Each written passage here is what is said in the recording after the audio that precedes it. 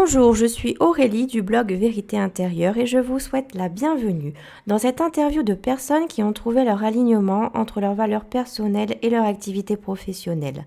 Nous voici ici avec Emmanuel Medico de la Fabrique d'Emma qui promeut les produits Alia Nature.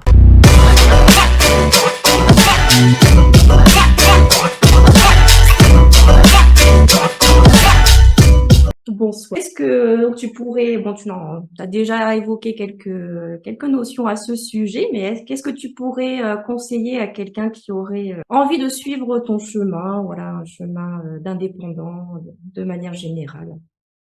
Prendre le temps de bien réfléchir à ce qu'on veut, pas prendre de décisions trop hâtives, sous prétexte que voilà, peut-être on a une activité professionnelle où ça se passe parce il faut pas changer de métier pour les mauvaises raisons.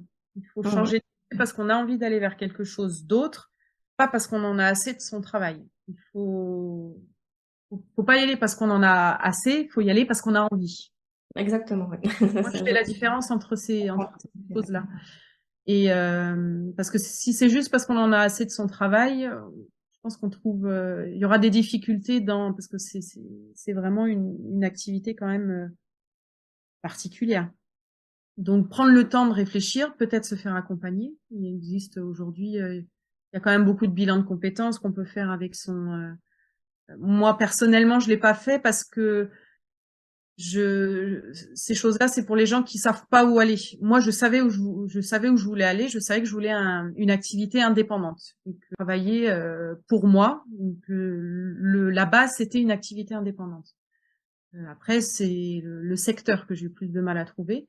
Après, il y a tout ce qui est bilan de compétences, tout ça. Je pense que si on peut le faire, c'est important de le faire parce que ça permet beaucoup de se questionner. Prendre le temps et puis pas hésiter à solliciter des gens dans diverses activités, questionner les gens, aller voir, s'informer, vraiment pas hésiter à poser des questions. Il n'y a pas de questions idiotes parce que moi dans mon activité, quand on découvre, enfin voilà, il y a tout le plan de rémunération, il y a il y a les produits, il y a la marque, il y a la manière dont on s'organise. Et on gère beaucoup de choses. On gère, comme on est seul, on gère vraiment la vente du produit, enfin du début de la construction de son homme jusqu'à la fin auprès des clients. Donc on fait de tout. Donc il faut bien réfléchir. Il y a beaucoup de choses quand même à intégrer quand on commence.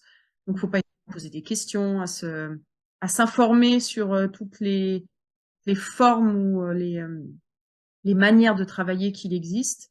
Et surtout, oui, prendre son temps parce qu'un projet, ça se mûrit. Et il faut pas prendre une décision sur un coup de tête. Moi, j'ai mis du temps. J'ai mis pratiquement, parce que je m'étais lancée sur d'autres projets, mais ça faisait pratiquement 2 ans que je m'interrogeais sur. J'avais repris un emploi salarié. Voilà, est-ce que je retourne dans le salariat? Est-ce que je retourne? Voilà, j'ai fait des allers-retours et c'est normal de se poser des questions et puis ben, à un Oh, bah, moment, oui, complètement, c'est normal, hein. on prend une grande inspiration et puis. Faire le point sur les avantages, les inconvénients, ses atouts aussi. Oui, Ouais. Surtout quand on parle vraiment c'est monter une entreprise, quoi. Donc ah oui, oui, oui. avec un produit. Donc ouais. Et si tu, c'est quelque chose de très très très complet, Ah oui, effectivement. oui, oui, c'est complet.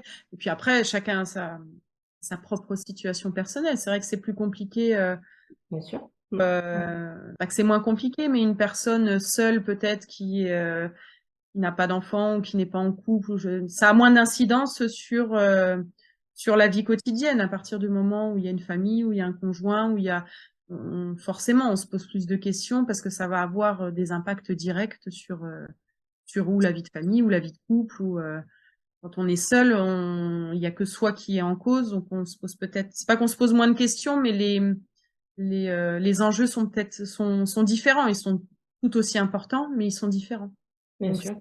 aussi de sa situation personnelle, et puis ça dépend de ce qu'on veut aussi. Il y a euh, moi, je l'ai fait, enfin j'ai 42 ans, il y a des choses que je ne veux plus. Ça c'est clair et net.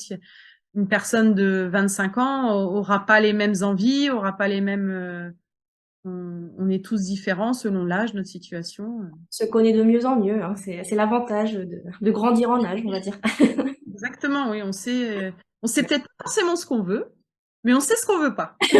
Bon, Voilà, c'est déjà un atout aussi. voilà. Mais il y a tout de même aussi beaucoup d'aides. Je m'intéresse énormément à ces sujets, hein, que ce soit l'emploi ou la création d'emplois via la création d'entreprises. Donc il y a tout un système d'aide qui est mis en place. Mais toi, étant donné que tu es affilié aussi à une structure, est-ce que tu sais si on peut bénéficier d'aide à la création d'entreprise dans ce cadre-là? Je sais que le statut VDI est un statut très particulier. Il n'y a pas forcément d'aide qui existe pour ce statut-là parce qu'il n'y a pas il n'y a pas forcément d'investissement. Je sais que c'est cumulable avec un emploi ou des allocations chômage normalement. Mhm. Je suis pas certaine avec avec le RSA. Après, il y a pas, je pense pas qu'il y ait des aides comme la création de micro-entreprises, par exemple, parce que le Ouais, statut VDU est différent de la micro-entreprise, c'est pas la même chose. ouais. On est, Donc on à est- bien se renseigner sur les statuts avant de se lancer. Ouais, voilà, faut bien se renseigner sur les statuts, même si moi, l'activité que je fais aujourd'hui peut être faite en tant que micro-entrepreneur. On peut avoir le statut de VDE, de vendeur à domicile, VDI, ou on peut avoir le statut de micro-entrepreneur.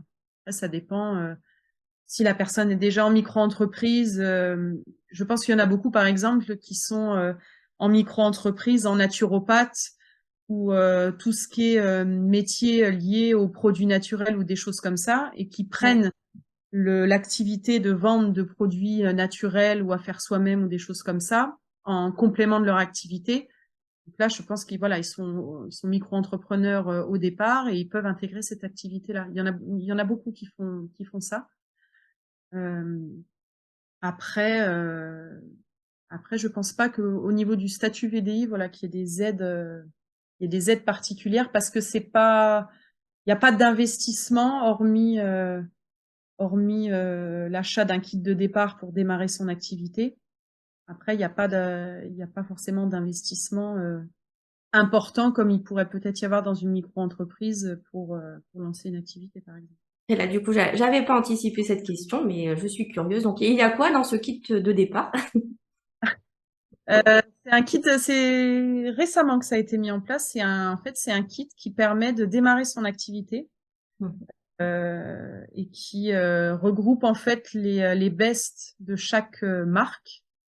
Donc nous, Alia Nature a plusieurs univers. Donc on a l'univers de la cosmétique bio avec des produits naturels, l'univers de la cosmétique à faire soi-même et des produits d'entretien. Donc là, c'est des coffrets pour réaliser soi-même son produit cosmétique ou son produit d'entretien. On a trois marques de bijoux, des bijoux évolutifs, de très belles marques.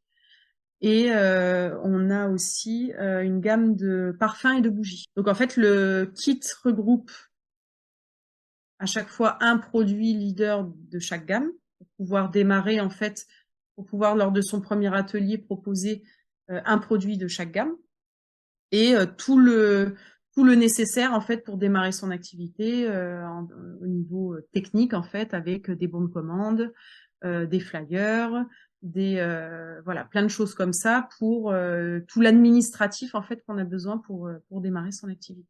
Tout ce qu'il faut, quoi. À bientôt. Merci pour votre écoute et votre attention. Si vous avez aimé ce moment, n'hésitez pas à activer le petit pouce et partager si vous le souhaitez. À bientôt.